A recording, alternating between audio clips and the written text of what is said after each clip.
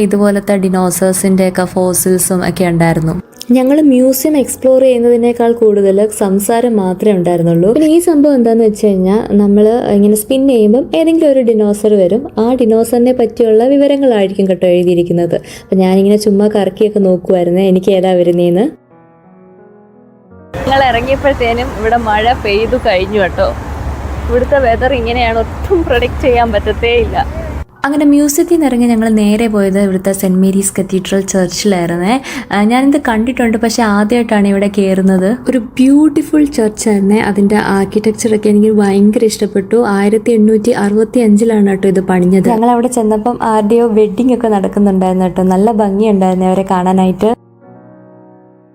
ചേർച്ചിൻ്റെ ഉൾവശം കാണാൻ നല്ല ഭംഗിയായിരുന്നേ. എന്തൊരു പീസ്ഫുൾ ആയിരുന്നെന്ന് അറിയാമോ. എനിക്ക് ഭയങ്കര ഇഷ്ടപ്പെട്ടു. അവിടെ നിന്ന് ഇറങ്ങാനേ തോന്നിയില്ല. ഏതായാലും കുറച്ചു നേരം ഞങ്ങൾ അവിടെ നിന്ന് പ്രാർത്ഥിച്ചു കേട്ടോ.